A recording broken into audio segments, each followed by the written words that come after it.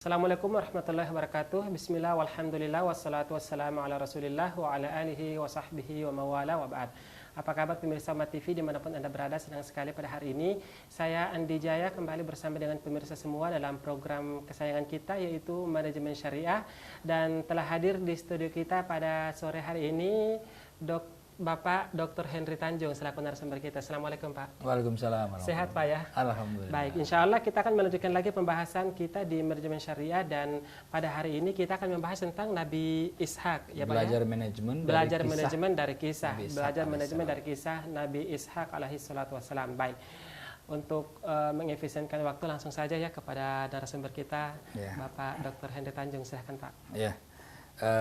Assalamualaikum warahmatullahi wabarakatuh. Waalaikumsalam Para warahmatullahi. pemirsa sekalian yang berbahagia, yang ada di rumah maupun di mana saja berada. Pertama sekali saya mengucapkan taqabbalallahu minna wa minkum. Ya, mohon maaf lahir dan batin karena kita masih berada di bulan Syawal meskipun di ujung-ujung ini. Di penghujung bulan Syawal. Ujung bulan Syawal ini. Ya. Alhamdulillah kita bisa teruskan kembali kajian kita. Ini sudah kajian yang ke belasan kali ya. Nah, kita nggak ya belasan kali, dan mudah-mudahan dalam beberapa episode lagi 25 nabi sudah tuntas. Baik. Ya. Nanti kita akan kembangkan dari masing-masing konteks kisah-kisah nabi ini, kita akan kembangkan lebih detail dan lebih dalam. Para pemirsa sekalian yang berbahagia, pada pagi hari ini kita akan membahas tentang kisah daripada Nabi Ishak alaihissalam. Dan pelajaran manajemen apa yang bisa kita ambil dari kisah Nabi Ishak itu. Sebagai dalil sumbernya adalah kita ambil daripada Al-Quran Al-Karim, surat Shad ya. Ini surat yang ke-38. Ayatnya adalah ayat 45 sampai 47 ya. Hanya 3 ayat saja ini. Nanti kita akan bahas tentang beberapa sumber-sumber lain dalam Al-Quran yang juga berbicara tentang Nabi Ishak alaihissalam. Ya, kita mintakan ya seperti biasa Ustadz Andi untuk membacakan dengan suaranya yang insyaallah kita nikmati bersama. Jadi untuk pemirsa di rumah ya, saya mengajak kepada pemirsa semua untuk kita bersama-sama membaca ayat Al-Quran yang akan kita bahas nantinya, dan tentunya insya Allah dengan membaca bersama-sama ya sebelumnya kita akan lebih membantu untuk bisa lebih mentadabburi ayat yang kita baca. Baik. Ya, kepada pemirsa di rumah saya persilahkan untuk membuka mushafnya ya, kita sama-sama membuka di Quran surah Shad ayat yang ke-45 dan sampai dengan ayat yang ke-47 Ustaz ya. Baik, tepatnya di surah Shad surah yang ke-38 halaman 456. Baik. أعوذ بالله من الشيطان الرجيم بسم الله الرحمن الرحيم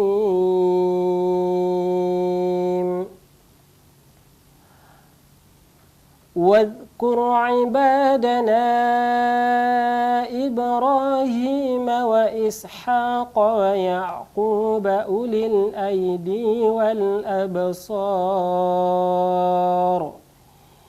إنا أخلصناهم بخالصة ذكر الدار وإنهم عندنا لمن المصطفين الأخيار. Ya, artinya? Baik. Dan ingatlah hamba-hamba kami Ibrahim, Ishak dan Yakub yang mempunyai kekuatan-kekuatan yang besar dan ilmu-ilmu yang tinggi. Sungguh kami telah menyucikan mereka dengan menganugerahkan akhlak yang tinggi kepadanya, yaitu selalu mengingatkan manusia kepada negeri akhirat. Dan sungguh di sisi kami mereka termasuk orang-orang pilihan yang paling baik. Ya. Baik, terima kasih Ustadz Andi. Para pemirsa sekalian yang berbahagia, ini dalam ayat 45 ini ya, surat As-Shad ini Allah berfirman wadhkur ya. Dan ingatlah ibadana, hamba-hamba kami, disebutlah kemudian namanya satu persatu. Ya. Ya.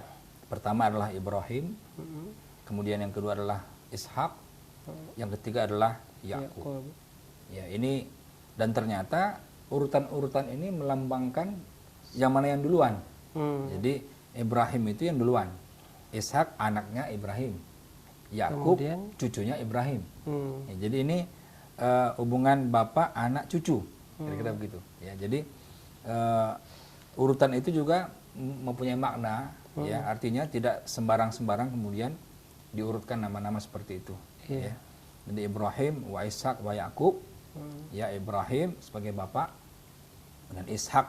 Ya, Ishak ini adalah anak Nabi Ibrahim dari Siti Sarah.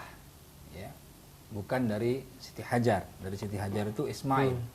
Jadi antara Ishak dengan Ismail itu adalah saudara satu ayah. Satu ayah beda ibu. Beda ibu.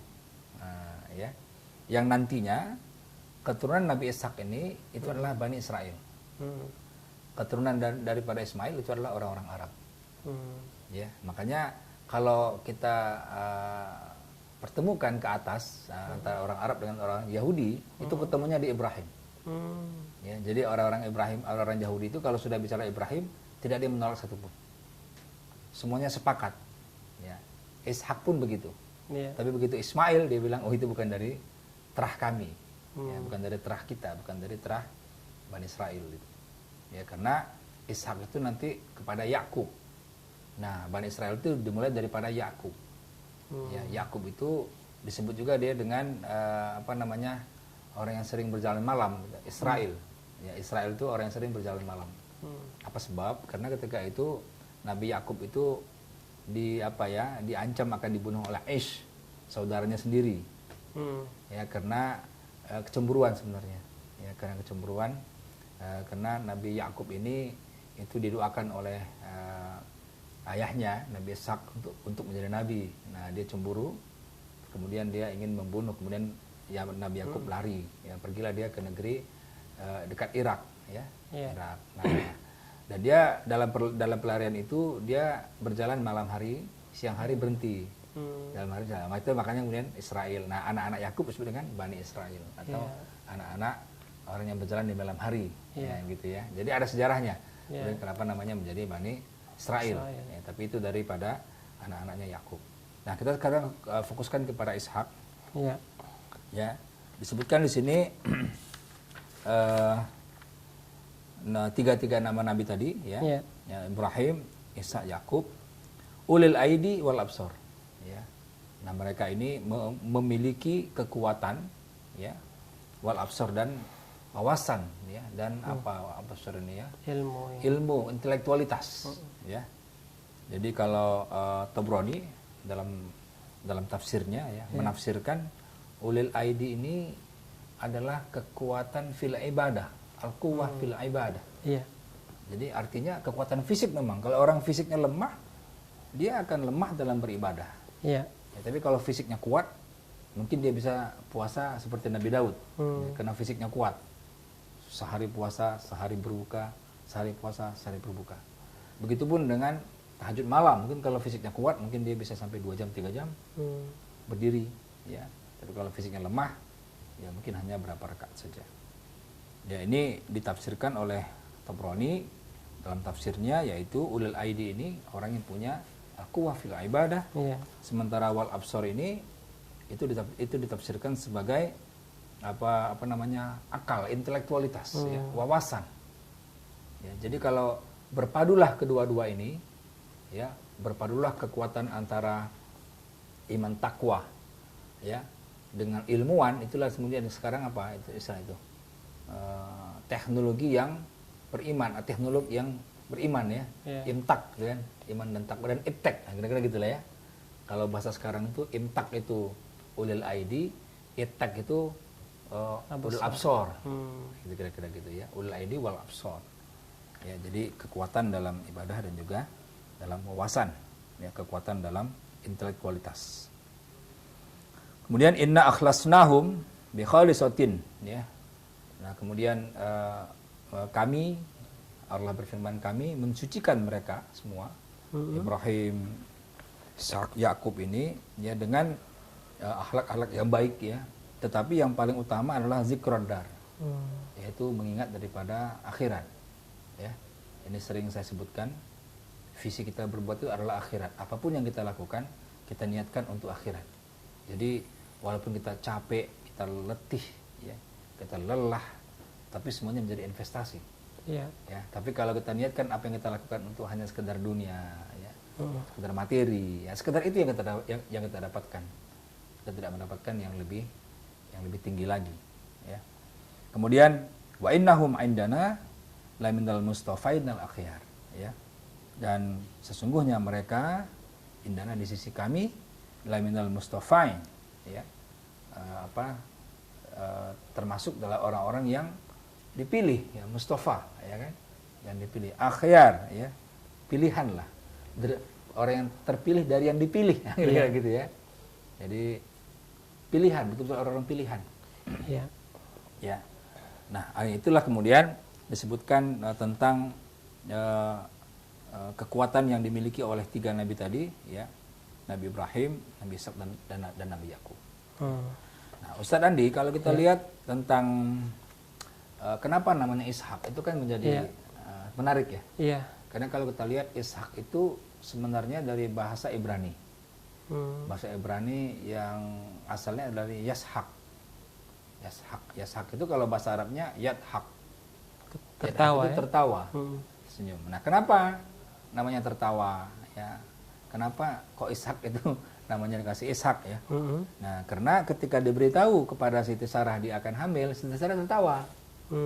Ya, kenapa dia tertawa? Karena Siti Sarah itu umurnya sudah ada dua riwayat nih. Riwayat pertama umurnya 90 tahun ketika itu.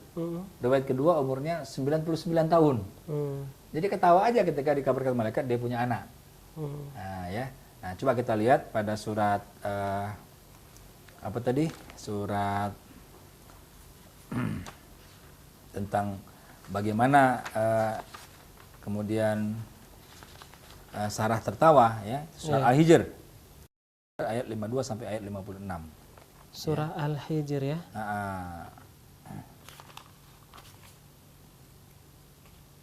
Ayat yang ke? Oh, bukan, surat, kalau yang dia tertawa itu bacanya surat ini, surat Hud, ya. Quran surah Hud. Surat Hud. Ya, surat Hud surah ayat ke 71, ya. Ini yang berbicara tentang tertawa, ya. Surah yang keberapa, Ustaz? Surat Hud ini berapa? Ayat 71 sampai 73, ya. Atau kita baca dulu yang surat tadi, yang surat apa? Al-Hijr. Ya? Al-Hijr, ya. Al-Hijr karena itu sambungannya sebenarnya. Al-Hijr ayat berapa tadi? 52 sampai 56. Al-Hijr itu yang ke-15, ya. Iya, surah yang ke-15. Ya, silakan, Ustaz. Iya. Saya kembali mengajaknya pemirsa di rumah untuk sama-sama membaca atau melihat ayat yang kita baca, tepatnya di surah Al-Hijr ayat yang ke-52 sampai dengan ayat ke-56. 56, ya. Surah Al-Hijr tepatnya di surah yang ke-15, ya, di halaman 265. Ya, pemirsa bisa melihat surah Al-Hijr surah yang ke-15 ayat yang ke-52 sampai dengan ayat yang ke-56. Kita baca bersama-sama. A'udzu billahi minasy syaithanir rajim. إذ دخلوا عليه فقالوا سلاما قال إنا منكم وجلون قالوا لا توجل إنا نبشرك بغلام عليم قال أبشرتموني على أن مسني الكبر فبم تبشرون قالوا بشرناك بالحق فلا تكن من القانطين قال ومن يقنط من رحمة ربه إلا الضالون.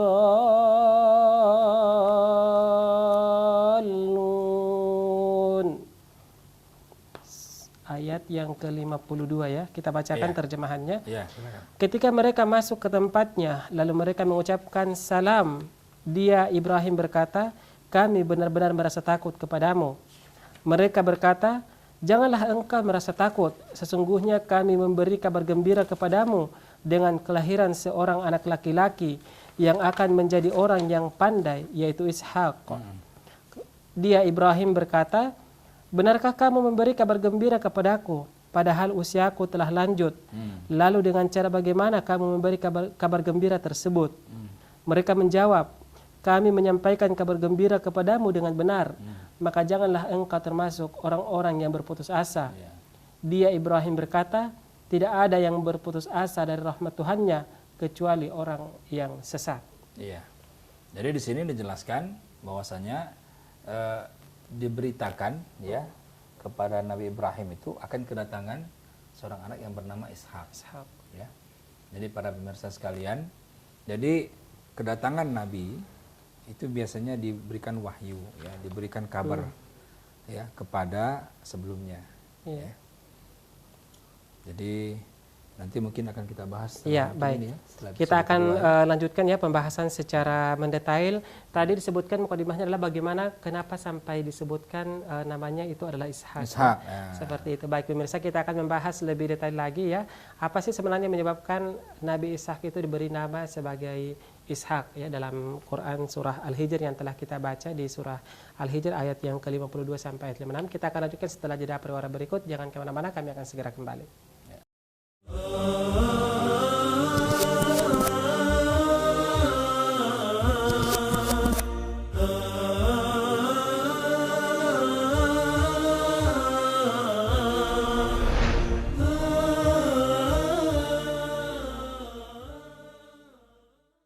Ya pemirsa, kembali lagi di program Manajemen Syariah, masih bersama saya Andi Jaya dan narasumber kita Bapak Dr. Hendy Tanjung, masih dengan pembahasan belajar manajemen dari kisah Nabi Ishak alaihi salatu wassalam. Baik, tadi telah kita membaca surah Al-Hijr ya ayat 52 sampai 56. Betul. Baik, silakan Pak. Ya, jadi kalau kita lihat tadi translasinya ya atau terjemahannya isdakhulu alaihi. Jadi ketika masuklah mereka ya ke tempatnya, mereka ini siapa? Mereka ini adalah utusan Allah berupa malaikat yang menjelma menjadi manusia kan. Dan mereka ini bertiga, datang mereka lalu mengucapkan salam, faqaulu salama. Lalu malaikat ini mengucapkan salam untuk Nabi Ibrahim. Kemudian qala, maka berkatalah Nabi Ibrahim, inna minkum wajilun. Ya, sebenarnya kami merasa takut. Ya. Nah, maka kemudian mereka berkata, qalu la taujal. Janganlah engkau merasa takut. Inna nubasyyiruka bi ghulam. Sesungguhnya kami akan memberikan engkau berita gembira dengan kelahiran seorang anak laki-laki.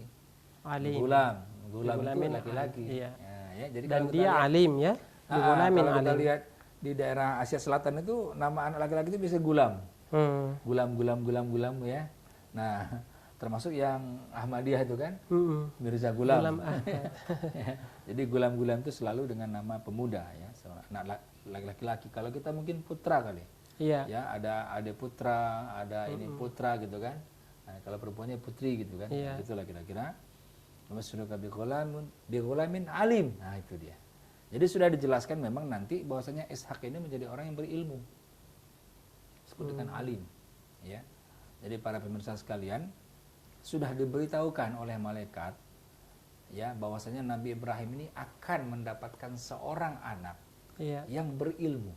Bigulamin alim, yang memiliki ilmu.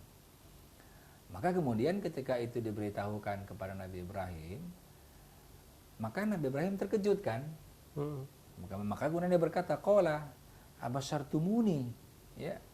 Nah, apakah kamu memberi kabar gembira kepadaku bil haq, ya, abasyartumuni ala ammasaniyal kibar. Aku ini udah tua gitu. Apa iya gitu kan? Fabima tubasyirun, ya. Maka dengan cara bagaimana itu berita itu dikabarkan? Maka kemudian qalu, berkatalah malaikat itu, ya, masyarnaka, kami memberikan kabar kepada engkau wahai Ibrahim bil haq, dengan benar. Ya. Ini dari Allah, ini kabar ini bukan kabar bohong, ya. Fala takum minal qanitin, janganlah engkau menjadi orang yang berputus asa. qanitin ya. Maka berkatalah Nabi Ibrahim, wa may yaqnutu mir rahmati rabbih, orang siapa yang berputus asa daripada rahmat Allah ya, illa dhalun ya. Nah, tidak ada yang berputus asa daripada rahmat Allah kecuali orang-orang yang sesat ya, dhalun. Nah, inilah kemudian berita ini ya, pada ayat yang lain itu dijelaskan ketika malaikat mendengar berita ini, Siti Sarah itu mendengar dan dia tertawa. Nah, coba kita lihat surat Hud ya. Surat Hud ini surat yang ke-11. Iya. Ayatnya 71 sampai 73. Coba Ustaz Andi mohon dibacakan. Baik. Ya, pemirsa di rumah ya boleh mengikuti bacaan Al-Qur'an kita di surah Hud ayat yang ke-71 sampai dengan ke-73. Ya. Surah Hud tepatnya di surah yang ke-11 ya. أعوذ بالله من الشيطان الرجيم وامرأته قائمة فضحكت فبشرناها بإسحاق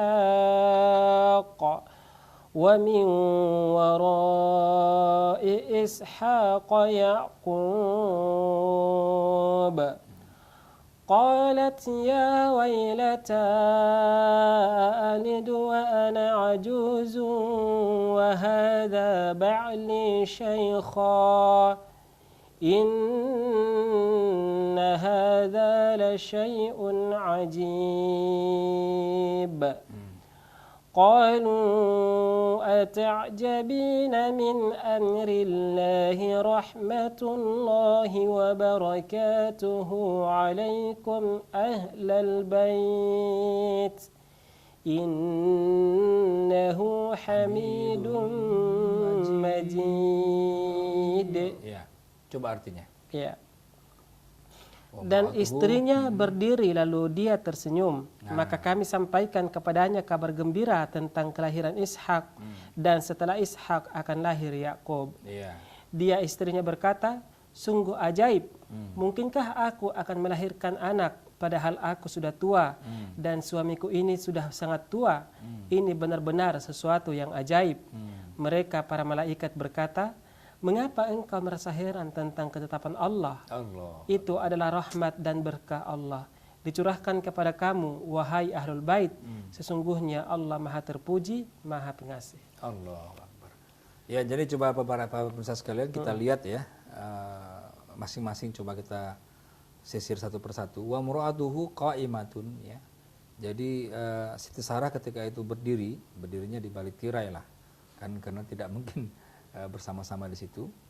Kemudian fadhahikat, ya, yathak fadhahikat, dan dia tersenyum, atau sebagian ulama lain mengatakan dia tertawa, ya, yathak. Yang itu bahasa Ibraninya yashak.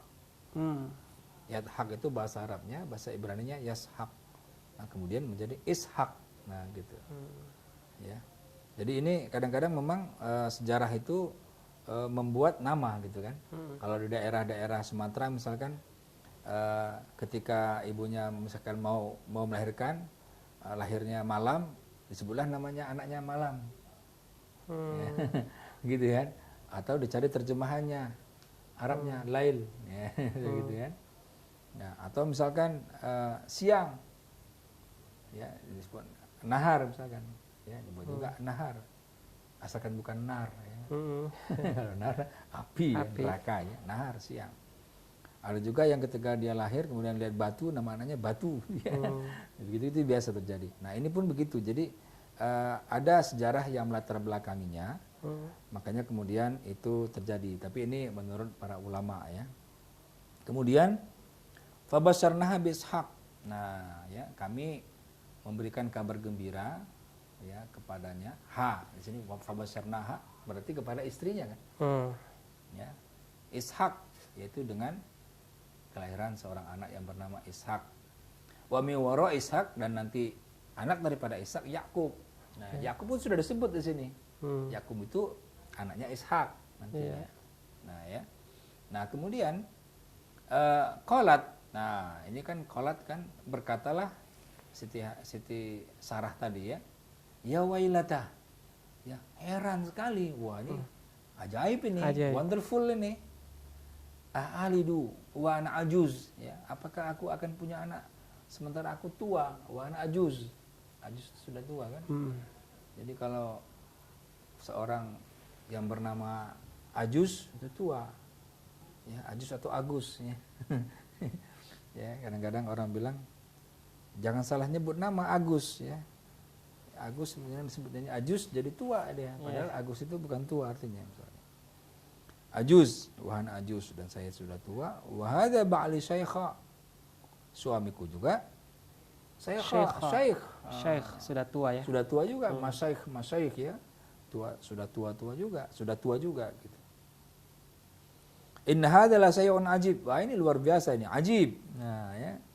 Ini perkara yang ajib lah, yang benar-benar sangat aneh, ya. Seperti tadi saya gambarkan, usia Siti Sarah ketika itu ada dua versi ya, ada yang bilang 90, ada yang bilang 99. Iya. Usia Ibrahim saat itu ada yang bilang 100, ada yang bilang 120. Ya. Dan Nabi Ishak ini kan zamannya sekitar 1600 tahun sebelum Nabi Isa ini. Jadi sangat jauh, ya. Iya. Jadi dan ketika itu usia manusia panjang-panjang. Jadi usia Nabi Ishak pun itu ada dua versi. Versi pertama usianya 170 tahun meninggalnya. Versi kedua meninggalnya 180 tahun. Jadi kalau kita ambil dua versi ini aja itu udah sangat, ada nggak manusia sekarang nggak umur sampai segitu? Mungkin nggak ada. Iya. Ya, tapi ini ada. Ini kekhususan untuk umat-umat terdahulu ya. Iya, terdahulu kan panjang-panjang umurnya. Iya. Ya. Nabi Adam misalkan berapa tahun? Nabi Nuh ya, yang sudah jelaskan. Iya. 1000 tahun kurang 50 ya. Maka kemudian malaikat juga berkata, qalu, ya, malaikat mengatakan ata'jabina min amrillah. Ya, apakah kamu merasa heran tentang ketetapan Allah, ya. Jadi kalau sudah keputusan Allah, sudah amrillah, sudah ketetapan Allah, maka jangan merasa ata'jabin, jangan merasa heran. Ya. Rahmatullahi wa barakatuh. Ya. Itu adalah rahmat Allah dan keberkatannya. Alaikum, ya, kepada engkau ahlul bait. Ya, wahai ahlul bait. Ya. Nah, kemudian innahu hamidum majid, ya, sesungguhnya Allah Maha terpuji lagi Maha pemurah, ya. Nah, itulah beberapa keterangan di dalam Al-Qur'an yang berbicara tentang proses, ya, proses kelahirannya daripada Nabi Ishak alaihissalam lewat pemberitahuan dari malaikat kepada Nabi Ibrahim di ayat yang Al-Hijr tadi, kemudian pemberitahuan kepada Siti Sarah di ayat yang Hud tadi. Ya, jadi memang dua-dua diberikan.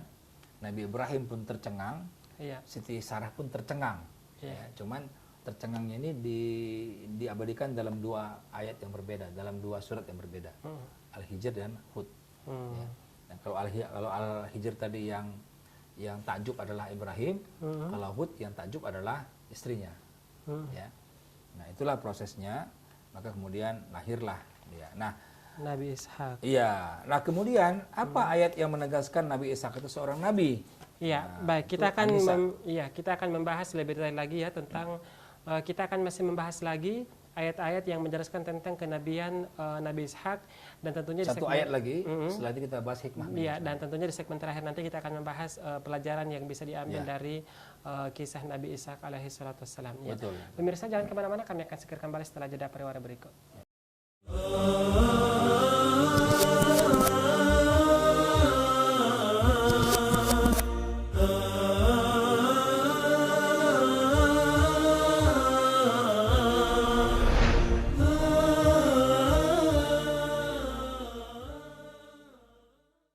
Ya, pemirsa, kembali lagi di program Manajemen Syariah, masih bersama saya Andi Jaya dan narasumber kita Bapak Dr. Henry Tanjung, masih dengan pembahasan belajar manajemen dari kisah Nabi Ishak alaihi salatu wassalam. Baik, kembali ke Pak Dr. Henry Tanjung ya. Tadi kita telah membaca surah Hud ya. Mengapa sampai disebutkan Ishak itu asalnya sebenarnya dari mana gitu. Iya, betul. Iya, baik, selanjutnya Pak. Ya, selanjutnya kita lihat ini bukti kenabian daripada Nabi Ishak itu. Kita akan membahas adalah surat kenabian surat An-Nisa ayat 163. Ya, mohon dibacakan Ustaz Ali. Surah An-Nisa ayat 163 ya. Untuk pemirsa di rumah juga bisa mengikuti bacaan Al-Qur'an kita ya. Di surah An-Nisa surah yang keempat di ayat yang ke-163. أعوذ بالله من الشيطان الرجيم إنا أوحينا إليك كما أوحينا إلى نوح والنبيين من بعده وأوحينا إلى إبراهيم وإسماعيل وإسحاق ويعقوب والأسباط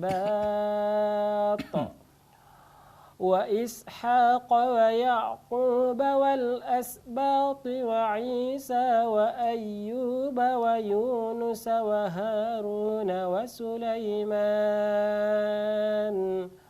وآتينا داود زبورا. Iya, langsung artinya? Sesungguhnya kami mewahyukan kepadamu Muhammad sebagaimana kami telah mewahyukan kepada Nuh dan nabi-nabi setelahnya, dan kami telah mewahyukan pula kepada Ibrahim, Ismail, Ishak, Yakub dan anak cucunya Isa, Ayub, Yunus, Harun dan Sulaiman, dan kami telah memberikan kitab Zabur kepada Daud. Iya. Jadi inilah yang menandakan kenabian Nabi Ishak dan Nabi disebut ya. Kami telah memberikan wahyu. Iya, jadi langsung. Wahyu itu hanya diberikan kepada para nabi. Para pemirsa sekalian, wahyu itu hanya diberikan kepada para nabi. Makanya kemudian kami telah memberikan wahyu dan itu disebut semua satu-satu namanya. Ya, meskipun kalau dalam nabi-nabi itu sebenarnya tidak hanya 25, tapi banyak sekali ya. Tapi yang disebutkan di sini hanya 25 nabi dan rasul itu. Nah, sekarang kita masuk kepada aspek manajemen ya, para pemirsa sekalian. Di dalam cerita tadi tentang Nabi Ishak tadi, yang ketika diberikan kabar kepada Nabi Ibrahim, maka Nabi Ibrahim terkejut dan kemudian di ujungnya itu dia mengatakan tidaklah berputus asa kecuali orang yang sesat. Ya. Wa may yaqnut mir rahmati rabbih illa dhallu. Jadi kalau kita lihat daripada kisah ini memberikan inspirasi kepada kita bahwasanya yang pertama itu di dalam kita bekerja, apapun yang kita kerjakan, itu jangan sampai kita merasa putus asa. Ya. Ini senada juga dengan cerita Nabi Yusuf. Ya. Tidak merasa putus asa. Dan semua persoalan yang kita hadapi itu, ya, masalah, persoalan, segala macam, jangan kita berputus asa. Daripada apa? Daripada rahmat Allah. Ya. Nah, berapa hari yang lalu saya sempat berdialog dengan seorang guru besar ekonomi, kemudian mantan menteri, ya. Kemudian dan sekarang masih aktif di beberapa perusahaan sebagai komisaris, ya. Kemudian orangnya masih segar, masih oke, masih kuat, umurnya sudah 75 tahun. Nah, ketika saya tanya apa yang membuat rahasia Bapak segar gitu ya. Usia 75 ya, masih bicara masih lantang, jalan masih tegap, maka dia bilang, bagi saya masalah adalah rahmat. Nah, ya. Nah, ini kan betul-betul menunjukkan kualitas keimanan barangkali ya. Karena kalau kita lihat tadi kan surat surat Hijr tadi itu sudah menjelaskan bahwasanya orang yang beriman itu tidak pernah putus asa daripada rahmat. Nah, gitu ya. Nah, cuman konteks Nabi Ibrahim ini itu adalah rahmat memiliki anak, ya, karena lebih khusus dia memiliki anak karena kondisi ketika itu Siti Sarah sudah berumur 90-an dan Ibrahim sudah berumur 100-an tahun. Jadi memang sudah terlalu tua untuk memiliki anak. Nah, tapi diberikan nasihat oleh Allah langsung, jangan berputus asa daripada rahmatku. Nah, gitu ya. Ini luar biasa ini. Ini mungkin tidak hanya dalam konteks memiliki anak, mungkin dalam semua pekerjaan kita harus lakukan seperti itu. Jangan kita berputus asa daripada rahmat Allah, ya. Jadi kita harus lakukan, ya. Apapun yang bisa kita lakukan kita lakukan, ya. Kemudian Itu yang pertama, ya. Tidak cepat berputus asa. Iya, jangan, bukan tidak cepat. Ya, kalau cepat berarti nanti ada putus asanya dong. Ada putus asa. Enggak, bukan. Jangan. Padahal Allah mengatakan la ta'yasu min rahillah. La ta'yasu min rahillah dalam versi surat Yusuf. Iya. Dalam versi ini wa may yaqnut mir rahmatillah illa dhallun. Orang yang berputus asa, tidak ada orang yang beriman kecuali dia sesat, gitu loh kan. Tidak ada orang yang berputus asa, melainkan orang-orang yang sesat ya. Sesat. Jadi aspek manajemen pertama tidak putus asa.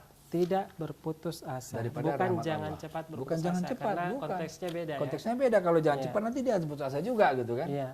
Nah, berarti tinggal tunggu waktu kalau begitu. Tapi ini tidak. La ya.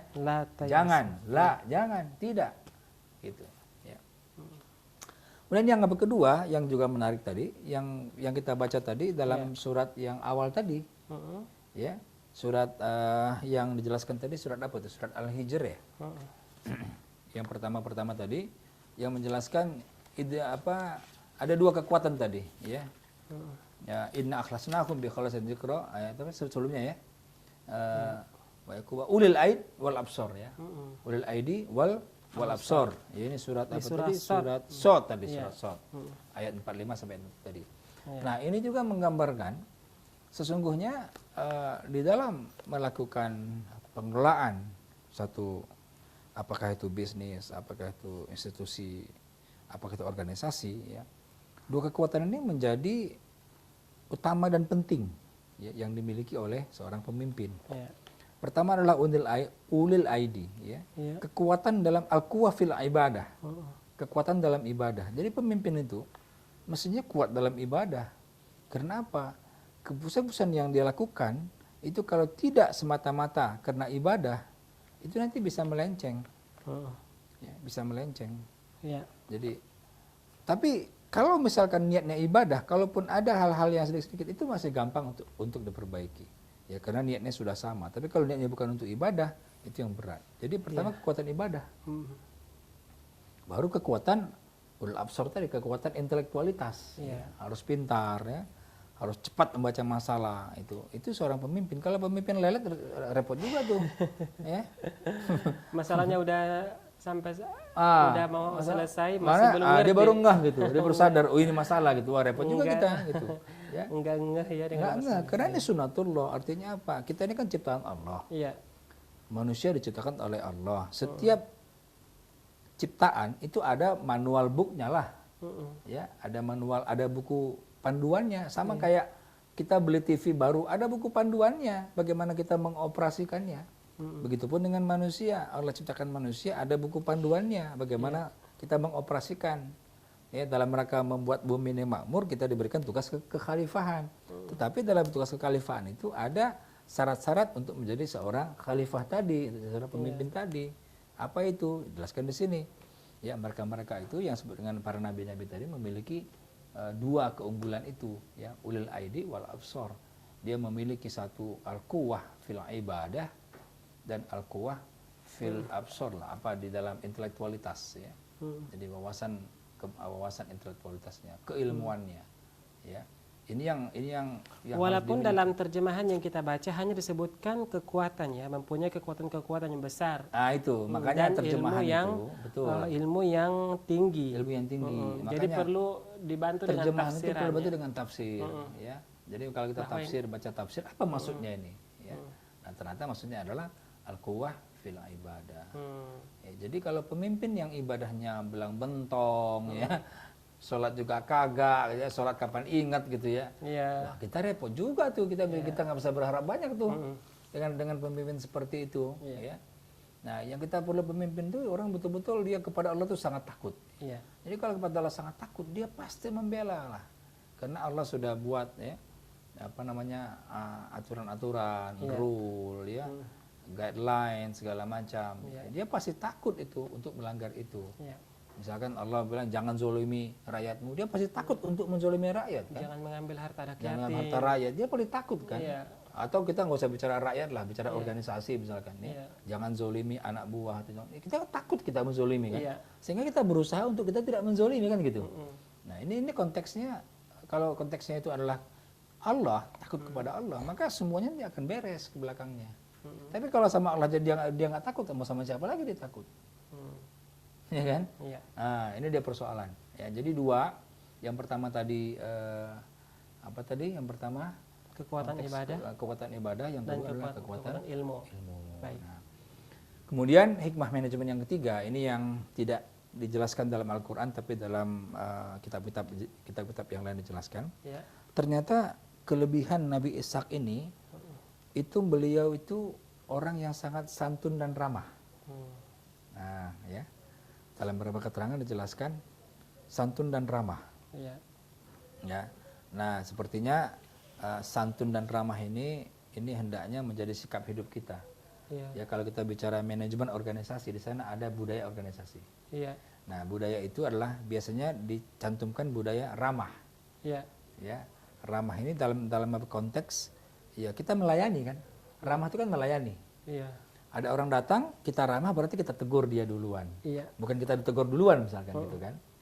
Nah, jadi ramah ini konsepnya melayani. Jadi kalau di dalam cerita Nabi Ishak itu kemudian beliau ramah, kemudian rakyatnya makmur gitu ya, disenangi oleh umatnya gitu ya, Nabi Ishak ini, karena memang perilakunya itu bagus ya, santun dan ramah.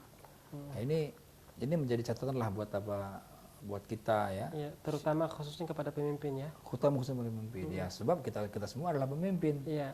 Ya, kullukum ra'in kan, adalah pemimpin. Jadi jangan diartikan kita harus punya anak buah baru kita menjadi pemimpin gitu misalkan ya. Tapi minimal kita memimpin diri sendirilah. Iya. Minimal kan gitu ya. Minimal memimpin anak istri kan kalau kita di keluarga kan, minimal itu. Jadi seorang suami nggak boleh nggak boleh harus santun ramah sama istri kan. Betul. Nah, kalau kita kasar sama istri kabur nanti. Iya. Kabur tengah malam lagi gitu kan. Gitu ya. Baik, iya. Jadi kurang lebih ada 3 poin ya pada bahasan ada 3 kita poin. hari ini. Aspek manajemen yang bisa kita ambil ya, pelajaran manajemen yang kita bisa ambil dari kisah Nabi Ishak alaihi salatu wassalam. Yang pertama, tidak berputus asa atau tidak boleh berputus asa dari rahmat Allah. Dan ini sejalan dengan firman Allah dalam surah yang lainnya di surah Yusuf, wala ta'asu min rahillah. Janganlah engkau berputus asa dengan rahmat Allah. Jangan, Allah mengatakan jangan. Bukan jangan cepat ya. Iya. Yang kedua adalah di dalam melakukan pengelolaan sesuatu hendaknya kita memiliki 2 karakter atau sifat. Yang pertama adalah kekuatan ibadah dan yang kedua adalah kekuatan ilmu. Ya, sekali lagi kekuatan yang dimaksud di sini adalah kekuatan ibadah dan kekuatan ilmu, dan yang ketiga adalah santun dan ramah. Baik. Sebelum kita menutup perjumpaan kita akan menyapa pemirsa yang telah bergabung bersama kita. Assalamualaikum. Iya, iya, dengan Bapak siapa di mana? Asi di Semarang. Ya, dengan Bapak Asi di Semarang. Silakan Pak dengan pertanyaannya. Ya, silakan Pak. Iya, sayang sekali ya terputus dengan Bapak Adi di Semarang. Kita akan lanjut ke pertanyaan selanjutnya Pak. Ini ada pertanyaan dari Bapak Didi di Kendari. Assalamualaikum warahmatullahi wabarakatuh Pak Henry. Ya. Tolong dijelaskan apa itu kekuatan ibadah dari Bapak Didi di Kendari. Nah, kekuatan ibadah. Iya. Jadi kekuatan ibadah itu adalah orang yang apa ya, yang senang, yang mungkin kalau bicara hobinya ibadah gitu. Iya gitu. Kira-kira gitu. Jadi kekuatan ibadah itu adalah orang yang selalu dia melaksanakan ibadah. Kan ibadah itu kan biasanya ada ibadah-ibadah yang wajib, ada ibadah-ibadah yang sunnah, nawafil misalkan. Iya. Nah, orang yang kekuatan dalam ibadah itu ya mungkin tadi seperti yang saya jelaskan ya. Puasanya itu puasa Daud misalnya, itu berarti kuat dalam ibadah. Kemudian sholat malamnya ya rutin dan istiqomah misalnya. Terus apa lagi ya, zikir tidak pernah lepas ya. Ibadah-ibadah yang memang hablum minallahnya kuat. Iya. Ya. Mungkin bisa diberikan permisalan ya, misalnya kita seorang yang hobi main badminton gitu ya. Kita punya jadwal malam Rabu misalnya, seperti karyawan Umat TV ini Pak ya, jadwal main badmintonnya malam Rabu. Hari Selasa udah persiapan dia. Betul. Jadi nanti antar malam nih kita mau main badminton nih. Jadi sekarang udah persiapan, bajunya udah siap, raketnya, shuttlecocknya segala macam. Betul. Karena dia cinta Tahu, banget, cinta hobi banget dia. sama badminton itu, sehingga dia sudah ada mempersiapkan dari batinnya yang memang untuk melakukan hal tersebut. Mungkin ini kurang lebih sama ya, ketika kita cinta dengan ibadah mungkin kurang lebih seperti itu. Betul. Jadi kita prepare. Jadi kita itu menyiapkan ya. Orang yang cinta kepada masjid, begitu azan dia pasti mampir ke masjid. Iya, enggak sibuk Nggak dengan akan terus pekerjaan dia, lagi. nggak akan terus. Nanti aja lah, enggak. Orang cinta ke masjid, hati yang terpaut kepada masjid, azan dia mampir ke masjid, nggak ada cerita. Jadi dia yang masalah-masalah itu dia lewatin aja gitu. Iya. Ya. Nah, tapi kalau orang yang tidak hati yang terpaut ke masjid, azan biasa saja bagi dia. Iya. Begitu ya. Jadi kekuatan ibadah itu ya ini hampir dimiliki oleh para nabi. Iya. Ya. Bahkan para salafus soleh juga itu luar biasa. Iya. Ya, para ulama-ulama kalau kita lihat cerita-cerita mengenai sholat malamnya, wah luar biasa. Iya. Ada yang menghatamkan Al-Quran, ya. Ada yang sepertiga Al-Quran dalam satu malam. Ya, kita bisa bayangkan berapa jam berdirinya itu. Ya. Nah, kira-kira begitu. Jadi kekuatan ibadah itu sesuatu yang memang sebenarnya harus ada kekuatan fisik juga di situ gitu loh. Jadi kekuatan fisiknya lemah, ya ibadahnya juga lemah lah, ya kan? Namun karena ibadah itu kan fisik. Insya Allah jika imannya lebih kuat, tentunya akan membantu fisik juga akan menjadi kuat ya Pak ya. Kadang seseorang mungkin sakit, tetapi ketika datang waktu sholat, tiba-tiba ada kekuatan dari dalam untuk bangun melaksanakan sholat ya. Tidak seperti dengan sifat-sifat orang munafik yang disebutkan oleh Allah. Baik, sebelum ini kita akan menyapa pemirsa yang telah bergabung sama kita. Assalamualaikum. Waalaikumsalam. Iya, dengan Ibu siapa di mana? Dengan hamba Allah, dengan umat TV. Iya, betul Ibu. Ada pertanyaan Ibu, silakan. Assalamualaikum, ini mau bertanya. Iya, silakan Ibu. Bagaimana kalau kita melaksanakan sholat tahajud sebelum tidur atau di bawah jam 12 gitu, dalam tidur? Baik, iya. Boleh atau tidak? Ya, baik. Itu aja pertanyaannya Ibu. Iya. Baik, ya. Terima kasih Bu ya telah bergabung bersama kami. Assalamualaikum warahmatullahi wabarakatuh. Waalaikumsalam warahmatullahi wabarakatuh. Sebelum kita menjawab pertanyaan dari Ibu hamba Allah ya, tadi kita lanjutkan sedikit bahwa tidak seperti dengan sifat-sifat orang munafik yang disebutkan Allah ya. Betul. Ibadah malas. Iya, idza qamu ila sholati qamu kusala. Iya, betul. Iya, sebenarnya kita pun ada alarm sebenarnya. Iya, ini masih diri terkait kita dengan pun, pertanyaan Pak Didi ya, tentang kekuatan ibadah. Diri kita pun itu sebenarnya punya indikator. Iya. Misalnya gini, ketika pada suatu saat kita malas ibadah, kita harus bertanya pada diri kita nih. Iya, betul. Ini saya ini munafik tidak ini? Iya. Jadi indikator itu ada biasanya. Iya, betul. Ya. Nah, maka itu kita harus betul-betul bagaimana supaya kita bisa istiqomah. Ini yang berat kan. Istiqomah kan yang paling berat ini. Iya. Ya, karena jaminannya juga luar biasa. Ya kan? Innalladzina qalu rabbunallahu tsumastaqamu, ya kan? Tatanazzalu alaihimul malaika alla taqafu wa la tahzanu wa absyiru bil jannah. Berat sekali. Makanya balasannya surga gitu kan. Wa absyiru bil jannah. Nah, jadi yang paling penting itu adalah bagaimana caranya kita supaya kita terus ya bisa istiqomah. Ini yang paling berat ini. Iya. PR ini yang paling berat ini. Keinginan yang kuat dan terus melaksanakannya secara istiqomah. Ya. Dan seperti yang Pak Henry sebutkan tadi bahwa sebenarnya indikator kekuatan itu sebenarnya kita bisa tahu ya. Kita tahu dalam diri kita ketika kita sholat apa ini kita berdirinya dengan malas atau malas-malasan ini. Iya, malas-malasan. Gitu. Atau memang betul-betul ada jiwa yang kuat ya. Kuat untuk apa sama aja misalnya dengan amal ibadah yang lain, berinfak misalnya ya. Kalau kita berinfak kemudian hanya untuk mendapatkan pujian dari orang yang melihat kita ya. Makanya kita perlu riadoh, kita perlu latihan-latihan. Iya, betul. Di antara latihan untuk supaya kita nikmat ibadah itu, kita disuruh itikaf. Nah, itikaf di masjid itu akan membuat kita tuh terpaut kepada masjid. Iya.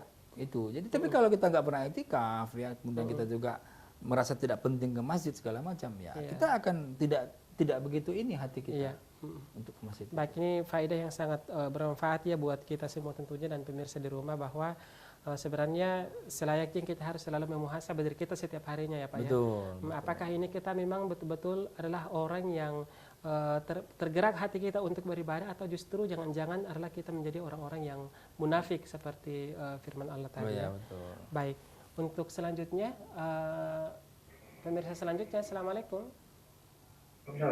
Iya, dengan Bapak siapa di mana? Adi di Semarang. Oh iya, kembali dengan Bapak Adi di Semarang. Silakan Pak dengan pertanyaannya, langsung aja. Iya, mau nanya. Iya. Yang dimaksud dengan iktikaf di masjid. Iya.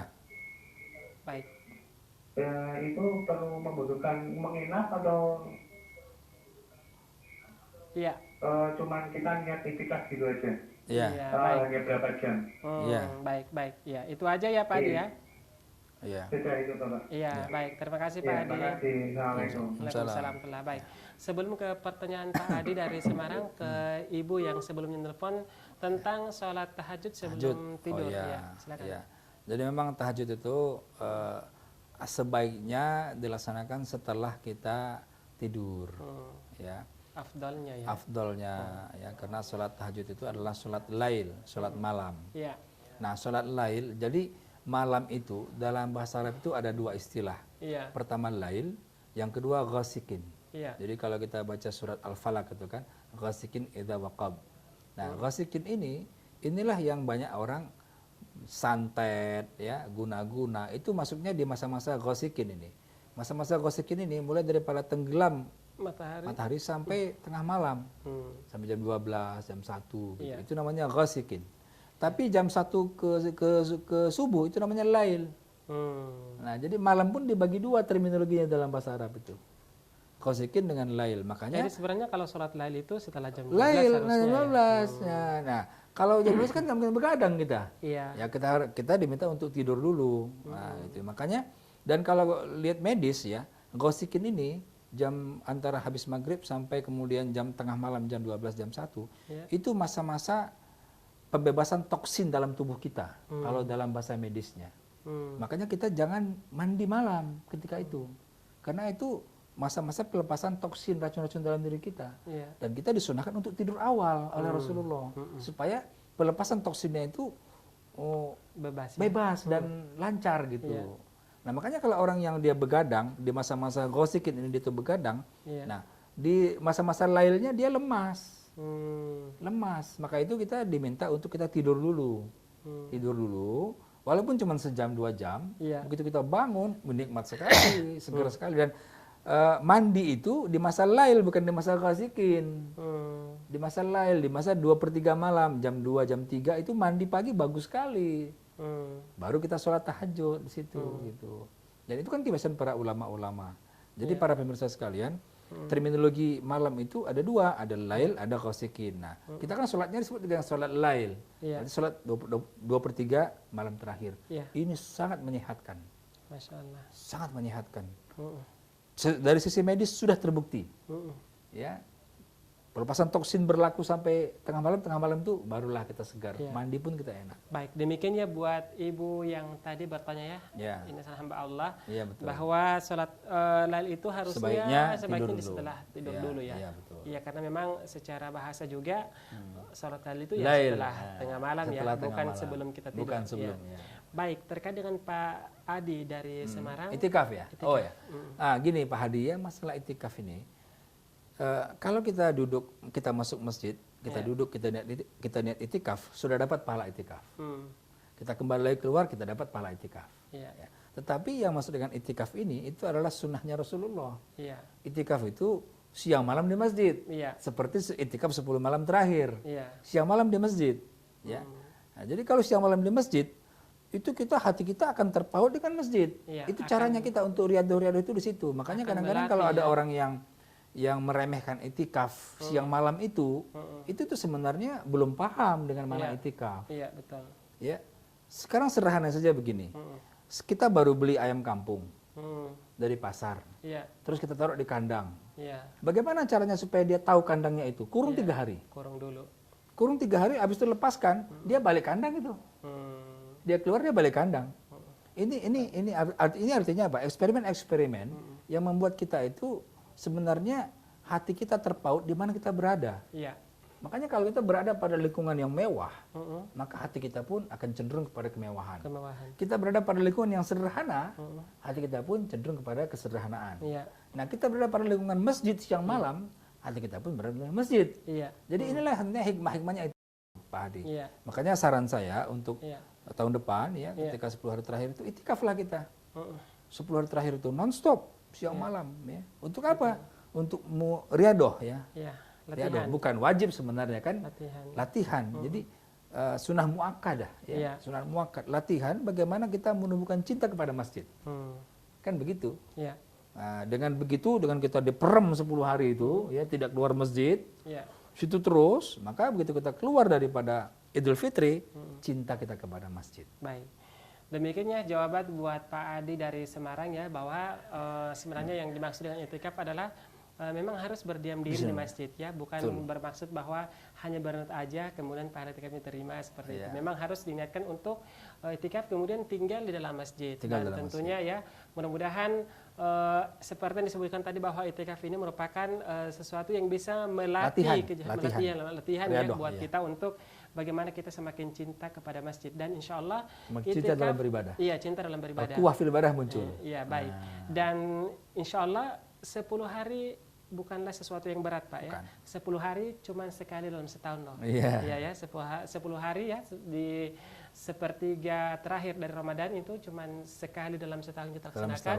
Mudah-mudahan Allah memberikan taufik kepada kita semua untuk tahun depan Ramadan Allah memberikan umur yang panjang kepada kita dan kita bisa beritikaf di masjid, dan mudah-mudahan itulah start awal bagi kita untuk semakin cinta beribadah ya.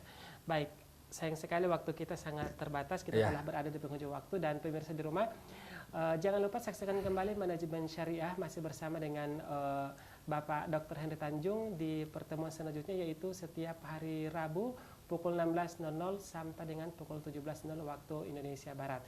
Akhir kata saya Andi Jaya dan narasumber kita Bapak Dr. Henry Tanjung mohon undur diri. Wassalamualaikum warahmatullahi wabarakatuh. Waalaikumsalam warahmatullahi wabarakatuh.